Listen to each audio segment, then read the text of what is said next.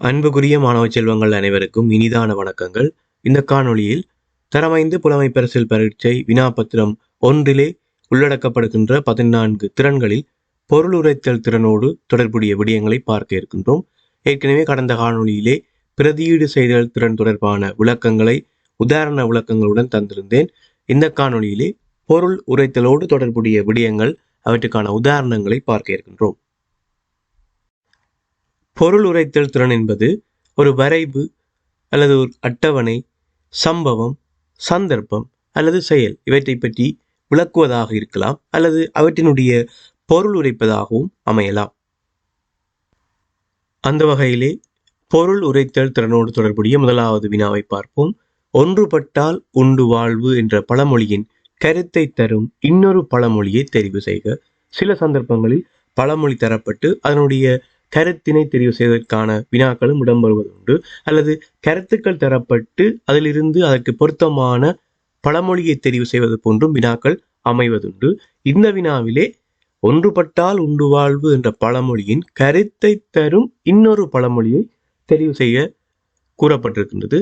ஆகவே முதலாவது பழமொழியை பார்ப்போம். ஆழமறியாமல் காலை விடாதே, கந்தையானாலும் கசக்கி கட்டு, அடம்பன் கொடியும் திரண்டால் மிடுக்கு. இங்கு தரப்பட்ட வினாவோடு தொடர்புடைய பழமொழியானது ஒன்றுபட்டால் உண்டு வாழ்வு, ஒற்றுமையினுடைய பலத்தினை வெளிப்படுத்துவதாக அந்த பழமொழிய கருத்து அமைகின்றது. ஆகவே தரப்பட்ட 3 பழமொழிகளிலும் ஒற்றுமையினுடைய பலத்தினை வெளிப்படுத்தக்கூடிய கருத்தை தரக்கூடிய பழமொழியாக அடம்பன் கொடியும் திரண்டால் மிடுக்கு என்கின்ற 3வது பழமொழி இந்த வினாவிற்கு பொருத்தமான விடையாக அமையும். அடுத்த வினா, வேட்பாளர் எனும் ஒரு மொழியை சரியான முறையில் விளக்கும் தொடர்மொழி யாது? தமிழ் பகுதிகளிலே படித்திருப்பீர்கள்.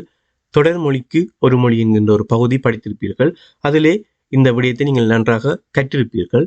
இங்கு வேட்பாளர் என்கின்ற ஒரு மொழியை வெளிப்படுத்தக்கூடிய தொடர்மொழியாக காணப்படுவது தேர்தலில் போட்டியிடுபவர். தேர்தலில் போட்டியிடுபவரை நாங்கள் வேட்பாளர் என்கின்ற ஒரு மொழியை கொண்டு அழைப்போம். அடுத்த வினா, கீழே தரப்பட்ட 3 சொற்களில் ஏதாவது 2 சொற்களுக்கு மாத்திரம் பொருத்தமான உருப்படத்தை தெரிவு செய்க, அல்லது ஏதாவது 2 சொற்களுக்கு மாத்திரம் பொருந்தக்கூடிய உருப்படத்தை தெரிவு செய்க என்பதுதான் வினா. 3 சொற்கள் தரப்பட்டிருக்கின்றன. இந்த வினாவை நன்றாக கவனித்துக் கொள்ளுங்கள். 3 சொற்கள் தரப்பட்டிருக்கின்றன. இந்த 3 சொற்களுக்குமே அந்த உரு பொருந்தக்கூடாது. இந்த 3 சொற்களில் ஏதாவது 2 சொற்களுக்கு மாத்திரம் பொருந்தக்கூடியதாக இருக்க வேண்டும். முதலாவதாக செயற்கை, ஒளி, மின்சாரம். இந்த 3 சொற்களையும் கவனித்துக் கொள்ளுங்கள். செயற்கை, ஒளி, மின்சாரம். முதலாவது உருப்படத்தை எடுத்துக்கொள்வோம். மின்சூழினுடைய படம் தரப்பட்டிருக்கின்றது. மின்சூலானது செயற்கையோடு பொருந்துகிறது. அதாவது செயற்கையாக உருவாக்கப்பட்ட ஒரு உபகரணம். ஒளி என்கின்ற விடயத்தோடு பொருந்துகின்றது. வெளிச்சத்தை தரக்கூடியது மின்சாரத்தோடும் தொடர்புடையது. மின்கலங்களை உபயோகிக்கின்ற போதே மின்சூல் இயக்கப்படுகின்றது. மின்சாரத்தின் மூலமே அது இயங்குகின்றது என்பதால் விடயம். ஆகவே முதலாவது உரு 3 சொற்களோடும் பொருந்துகின்றது. எனவே இது பொருத்தமான விடை அல்ல. 2வது விடையை எடுத்துக்கொள்வோம். மெழுகுவர்த்தியினுடைய படம் தரப்பட்டிருக்கின்றது. செயற்கையான ஒரு பொருள், ஒளியோடு தொடர்புடையது, ஆனால் மின்சாரத்தோடு தொடர் பெற்றது. இங்கே தரப்பட்டிருக்கக்கூடிய மெழுகுவர்த்தி மின்சாரத்தோடு தொடர் பெற்ற ஒரு உருவாக காணப்படுகின்றது, ஒரு விடயமாக காணப்படுகின்றது. ஆகவே இந்த 2வது உரு தரப்பட்ட 3 சொற்களிலும் 2 சொற்களுக்கு மாத்திரமே பொருத்தமான உருவாக காணப்படுகின்றது. அத்தோடு 3வது படத்தையும் பார்ப்போம். மின்குமிழுடைய படம் தரப்பட்டிருக்கின்றது. செயற்கையானது, ஒளியோடு தொடர்புடையது, மின்சாரத்தினாலே இயங்கக்கூடிய ஒரு விடயமாக காணப்படுகின்றது. எனவே தரப்பட்ட வினாவிற்கு மிக மிக பொருத்தமான உருவாக 2வது விடை காணப்படும். தரப்பட்ட 3 சொற்களிலும் ஏதாவது 2 சொற்களுக்கு மாத்திரம், அதாவது செயற்கை, ஒளி ஆகிய 2 சொற்களுக்கு மாத்திரம் பொருந்தக்கூடிய உருவாக மெழுகுவர்த்தி காணப்படுகின்றது. அடுத்த வினா, பின்வரும் 3 கூற்றுக்களுக்கும் பொருத்தமான உருவை தெரிவு செய்க. 3 கூற்றுக்கள் தரப்பட்டிருக்கின்றன. ஆணிவேர் கொண்ட தாவரம், அதிக வித்துக்களை கொண்டது, வெப்ப காலத்தில் உண்பதற்கு பொருத்தமான பழத்தை தரும். இந்த 3 கூற்றுக்களோடும் மிகவும் பொருந்தக்கூடிய வகையிலே இருக்கக்கூடிய உருவை தெரிவு செய்ய வேண்டியதாக இருக்கும். முதலாவது தென்னையினுடைய படம் தரப்பட்டிருக்கின்றது. 2வது பப்பாசியினுடைய படம் தரப்பட்டிருக்கின்றது. மூன்றாவது பனையினுடைய படம் தரப்பட்டிருக்கின்றது. இதிலே ஆணிவேர் கொண்ட தாவரம், ஆணிவேர் கொண்ட தாவரம் என்கின்ற ஒரு கூட்டோடு தரப்பட்ட 3 உருக்களிலும், இந்த முதலாவது கூட்டை வைத்தே நாங்கள் இலகுவாக காணக்கூடியதாக இருக்கும் விடையை, தரப்பட்ட 3 உருக்களிலே தென்னை, பப்பாசி, பனை ஆகிய மூன்று உருக்கள் காணப்படுகின்றன. இந்த 3 உருக்களிலும் ஆணிவேர் கொண்ட தாவரத்தினுடைய உருவாக பப்பாசி மாத்திரமே காணப்படும். ஏனைய 2 உருக்கள், அதாவது தென்னையும் பனையும் ஆணிவேர் கொண்ட தாவரம் அல்ல. முதலாவது கூட்டிலே எங்களுக்கு இலகுவாக விடையை காணக்கூடியதாக இருக்கும். இரண்டாவது விடை மிகச்சரியானதாக இருக்கும். பப்பாசி ஆணிவேர் கொண்ட ஒரு தாவரம், அதிக வித்துக்களை கொண்ட பழங்களை தருகின்றது. அதே நேரம் வெப்ப காலத்திலே உண்பதற்கு பொருத்தமான பழத்தினையும் தருகின்றது. அடுத்த வினா, வெற்றிடத்திற்கு பொருத்தமான சொல்லை தெரிவு செய்க.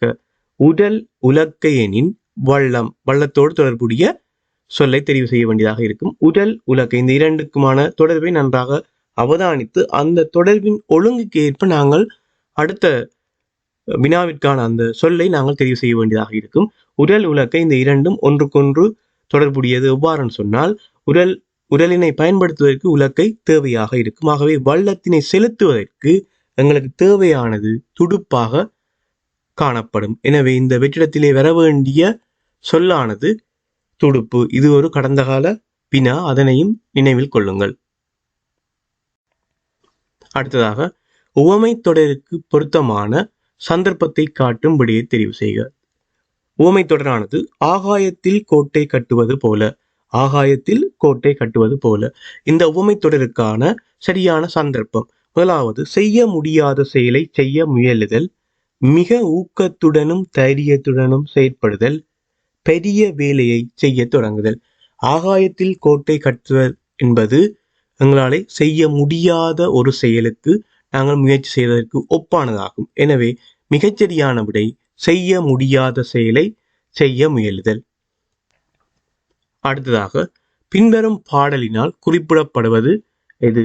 எல்லையை அறிந்து அங்குமிங்கும் செல்வான், துன்பத்திலும் இன்பத்திலும் எப்போதும் நினைவான், விபத்துக்கள் ஏற்பட ஒருபோதும் இடமளியான், கதவுகள் இரண்டையும் விரைவில் மூடிவிடுவான். இந்த பாடலோடு பொருந்தக்கூடிய விடயம் முதலாவதாக கண், அடுத்து வாய், அடுத்ததாக மூக்கு என தரப்பட்டிருக்கின்றது. பாடலுக்கு மிகவும் பொருத்தமான விடையாக கண் காணப்படும். இவ்வினாவும் கடந்த கால ஒரு வினாவாகும். அடுத்ததாக ஒரு அட்டவணை தரப்பட்டிருக்கின்றது. அந்த அட்டவணை நன்றாக கவனித்துக் கொள்ளுங்கள். தாவர உண்ணி என தலைப்பிடப்பட்டு அதன் கீழ் முயல், அடுத்ததாக ஏ என்கின்ற குறியீடு எழுத்து தரப்பட்டிருக்கின்றது. அடுத்ததாக கிளி, அதே போல ஊனுண்ணி என தலைப்பிடப்பட்டு பி, அடுத்ததாக சிங்கம், அடுத்து பாம்பு, அடுத்ததாக தலைப்பானது இங்கே வழங்கப்படவில்லை, எழுத்துக்களாலே காட்டப்பட்டிருக்கின்றது. சி என்கின்ற எழுத்தை பயன்படுத்தி தலைப்பு காட்டப்பட்டிருக்கின்றது. அடுத்ததாக நாய், பூனை, கோழி ஆகிய 3 பிராணிகளும் தரப்பட்டிருக்கின்றன. மேலுள்ள அட்டவணையில் ஏ, பி, சி ஆகிய எழுத்துக்களுக்கு பொருத்தமான சொற்கள் முறையே. பொருத்தமான சொற்கள் முறையே. நன்றாக கவனித்துக் கொள்ளுங்கள். எப்பொழுதும் முறையே என்கின்ற சொல் பயன்படுத்தப்படுகின்ற போது அந்த ஒழுங்கிலே நீங்கள் விடையை தெரிவு செய்ய வேண்டும். உதாரணமாக இந்த வினாவிலே ஏ, பி, சி ஆகிய எழுத்துக்களுக்கு பொருத்தமான சொற்கள் முறையே என்கின்ற போது முதலாவது விடை ஏயிற்கு பொருத்தமானதாக இருக்க வேண்டும், இரண்டாவது விடை பியிற்கு பொருத்தமானதாக இருக்க வேண்டும், மூன்றாவது விடை சியிற்கு பொருத்தமாக இருக்க வேண்டும். முதலாவது தரப்பட்ட விடையிலே 3 விடைகளிலுமே முதலாவது விடையை பார்ப்போம். புலி, மான், பூனை மூன்றுமே பிராணிகளாக தரப்பட்டிருக்கின்றன. எனவே இந்த விடை பொருத்தமற்ற ஒரு விடையாகும். ஏனென்று சொன்னால் சி என்கின்ற எழுத்து குறிப்பது ஒரு தலைப்பினையாகும். ஆகவே இந்த விடை பொருத்தமற்றது. இரண்டாவது விடையை பார்ப்போம். யானை, பல்லி, அனைத்து உண்ணி.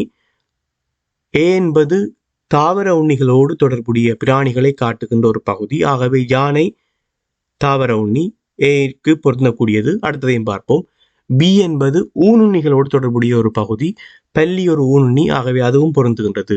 சி என்பது இங்கே தரப்பட்டிருக்கக்கூடிய பிராணிகள் உண்ணுகின்ற உணவுகளின் அடிப்படையிலே பிரிக்கப்பட்ட ஒரு தலைப்பு. சி என்பது அனைத்து உண்ணியாகும், சரியாக பொருந்துகின்றது. எனவே தரப்பட்ட வினாவிற்கான மிகச்சரியான விடை இரண்டாவது விடை. ஆகவே அன்புக்குரிய மாணவ செல்வங்களே, இக்காணொலியிலே பொருள் உரைத்தலோடு தொடர்புடைய வினா வடிவங்களை பார்த்திருக்கின்றோம். நிச்சயமாக பொருள் உரைத்தல் தொடர்பான ஒரு தெளிவான விளக்கம் உங்களுக்கு கிடைத்திருக்கும். பெரும்பாலான வினாக்கள் தமிழ் பகுதிகளோடு தொடர்புடையவே காணப்படுகின்றது. நிச்சயமாக இது உங்களுக்கு பயனுள்ள காணொலியாக இருக்கும். மீண்டும் அடுத்த காணொலியிலே சந்திக்கின்றேன். நன்றி.